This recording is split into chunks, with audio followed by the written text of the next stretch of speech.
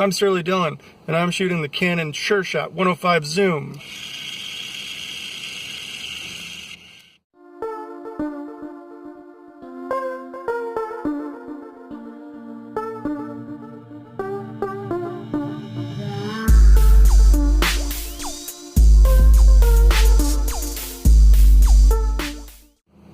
As you can see, it's a rainy day here in Syracuse, but I'm out looking for some stuff to shoot. I've got the Canon Sureshot with me. I've got a couple other cameras with me because, of course, I'm going to bring multiple cameras. And I think I'm going to try to get some shots of this abandoned Pizza Hut right here.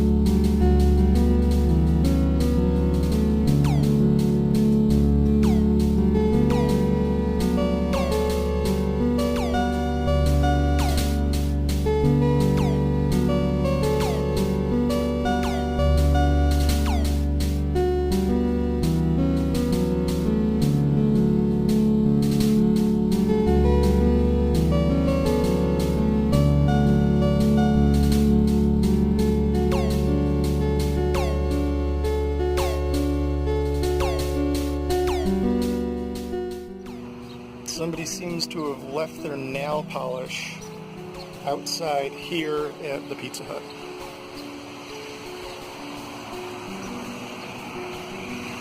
So if you need some nail polish, come and get it.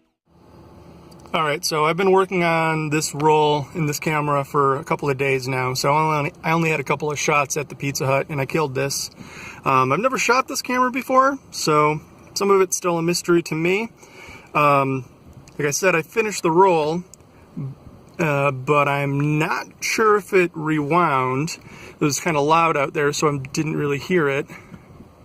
There's a button on the bottom there, if you can see it, but it looks like you need a pen tip or something to rewind it. So I guess I'm just going to open it and hope that it rewound it and I didn't lose all my shots. Let's find out. There is the release to open the back, I think. Yep, there we go. Oh, and now it's rewinding. So that's good. Now let's see if it'll open it. No?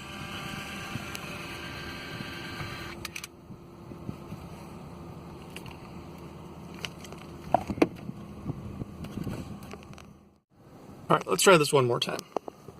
Press that down, and the back pops open. Film is rewound. That is good. Kodak 400, 24 exposure. That may have been expired, I don't know.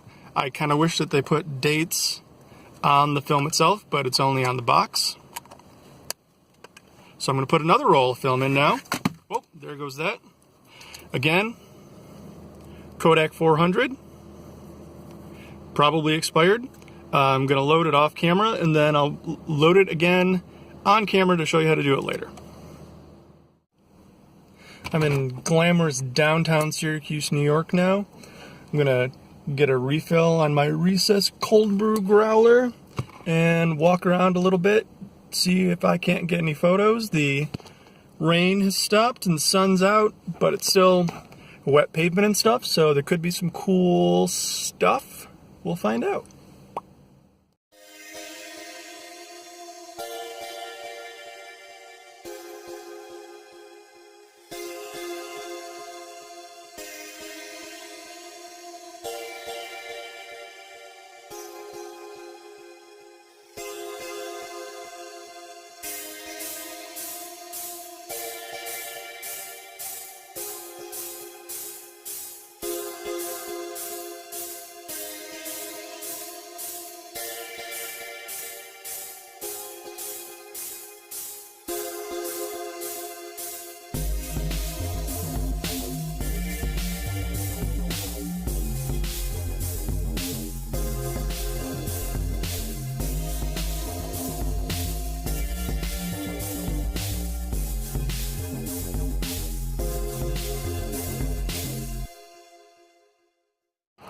So Recess was running a special, and it was most cost effective to just buy a second growler and have it filled.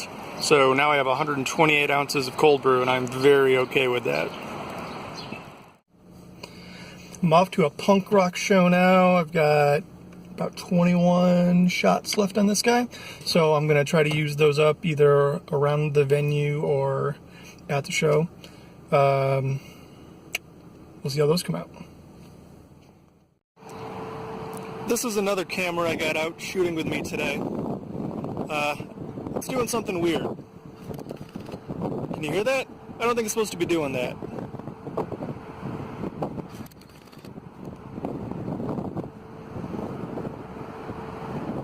This building's interesting though, right?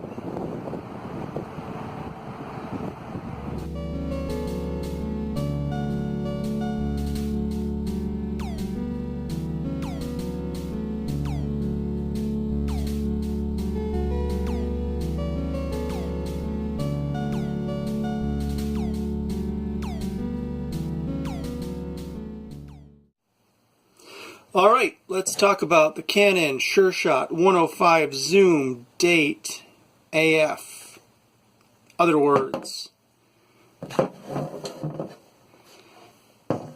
Doesn't have a lot to it. Shutter button. There's some sort of autofocusy function to it. In this dial, we've got self timer, RT, I don't know what that is. Auto red eye reduction, off, which is always a good mode. The green is auto, which is quote-unquote normal. Then there is flash mode, which makes the flash shoot. And then there is no flash, which makes it so the flash never shoots. And there is the counter. It tells you how many pictures you have taken. And there's also a little battery indicator in there, so you know how much battery you have left.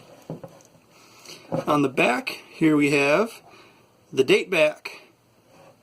It is currently set for January 15th, 1998, which is where I have left it. There's a mode button, and that, I don't know what that means. I guess that's supposed to be the time. That is probably off. And then that is the date in a different format. I did not change it when I took the pictures because those buttons are really small and I just did not want to mess with it. The most interesting, for me, thing about this camera is it's a zoom point and shoot. I never had a zoom point and shoot when I was a kid. Nothing this fancy in my house. So it zooms, if you can see that, from 38 millimeters to 105 millimeters, which that's a pretty good, it's not a bad range, really. Could be a little wider, but 105 is great for portraits and stuff. If I figure out, there's the back, open up. It uses DX coated film, so there's little things in there that tell the camera what the ISO of the film is. There's no way to change that, so this isn't a great camera for shooting exposed film or anything that you'd want to manually control the exposure. It's all automatic. If you've loaded a film camera before, this probably looks backwards. I don't know if I've come across a film camera that the film loaded from right to left, but this one does. So to load it, you get it in there like that. That might actually be too much. So I'm going to try to force some of that. Nah, screw it. You close it, and it makes some noise, and it doesn't work. So then you open it up, take it back out,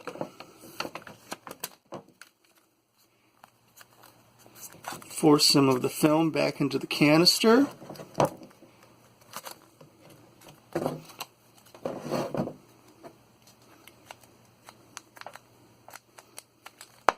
Let's try this again.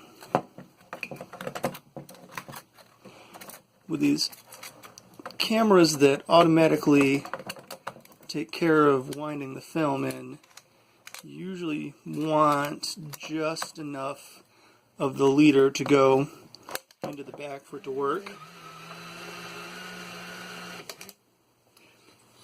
Oh, liked it that time, so we're on the first shot. So that is how you load this camera. It has a tripod mount on the bottom, just in case you want to, for some reason, mount a point-and-shoot camera onto a tripod. Also on the bottom there is the manual rewind, in case you want to rewind your roll in the middle.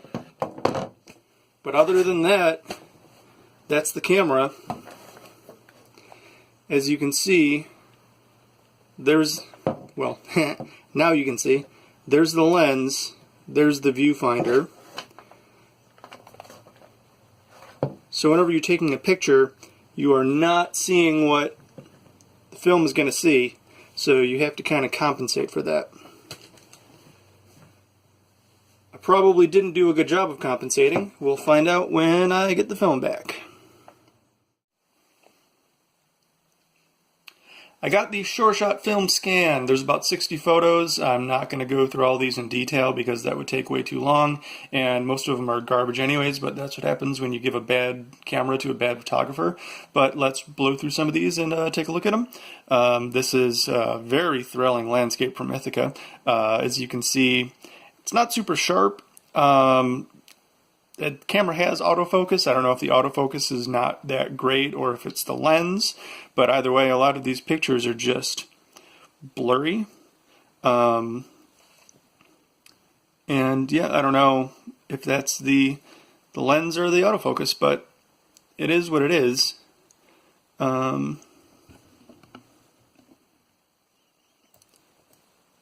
It has an on-camera flash, and when you use it, it looks like on-camera flash. That's not necessarily bad. There's lots of high fashion type photography that uses that look.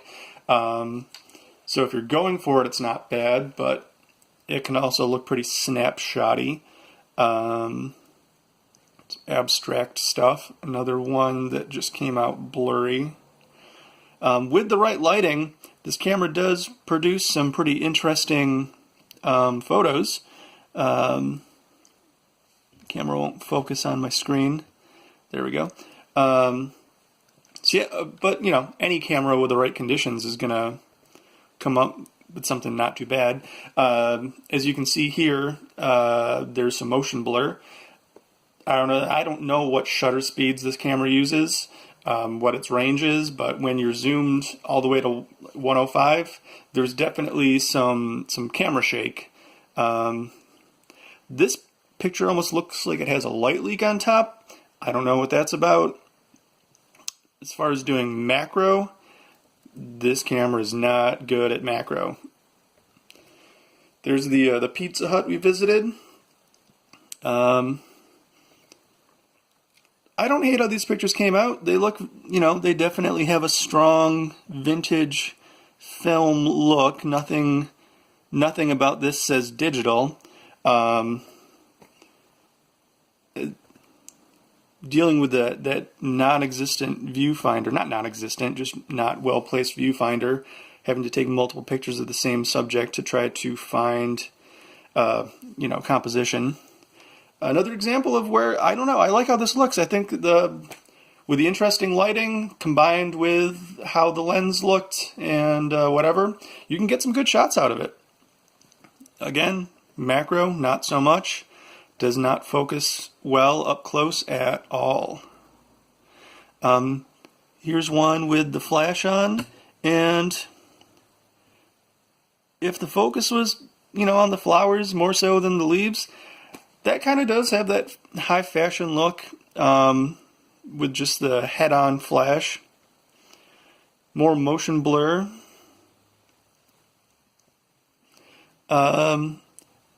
I don't know if it's how much. It's probably mostly the film more so than the lens. I would think it's got to be. But the reds, I think, in all these pictures came out really well. Those nice Kodak reds. Some of these I accidentally scanned twice. I don't know how that happened, but that's a thing. It's a pretty good camera for getting a quick shot, but with the focus issues, don't count on it being sharp or too thrilling. This sort of camera is, of course, like a disposable camera, good for getting pretty creepy shots with a little grunge and mystery and whatever. One thing that I liked, the following examples aren't lined up with this one, but you can get some good impressionistic photos with this. Here are the ones that I scanned multiple times for some reason. Yeah, so doing abstract, impressionistic sort of shots, this camera worked surprisingly well. I really like how some of these bottle shots came out.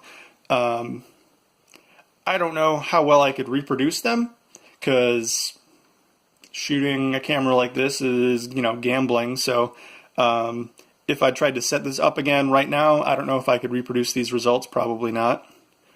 So here is an example of the camera working great. I think this shot looks really good. It is. This one's actually fairly sharp. The colors are good. The lighting came through. So with a cheap camera, if you luck onto good conditions, you get good photos. You can't control the depth of field, obviously. So I have no idea what aperture this was. It looks like it was a fairly small aperture because it is a pretty wide depth of field. Yeah, these ones, I think the camera's pretty successful. Even though it was, hard to line things up with an SLR, I would have had an easier job getting this straight. I was amazed that this was as aligned and straight as it actually is.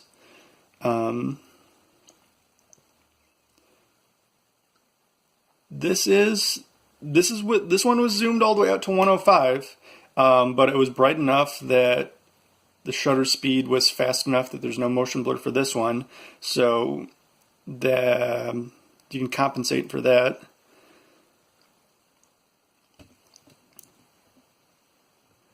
I thought this one came out pretty interesting also. Yeah, I like how this camera works sometimes. Yeah, it's like shooting a Holga or something where you don't really know what you're gonna get and you just shoot, which is what you should be doing anyways, because you're not gonna get any better if you're not shooting.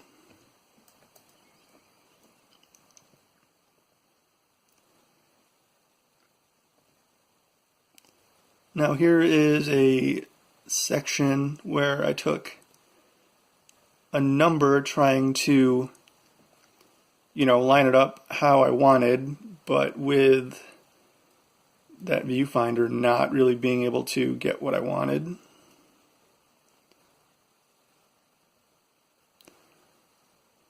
This is another one where I don't know, this camera worked for this shot.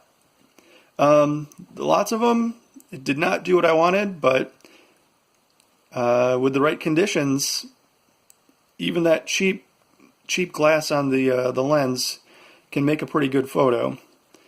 You just might have to work a bit harder than you would with an SLR, but it's a lot more convenient than some heavy SLR. So those are the photos I got. Let me know what you think.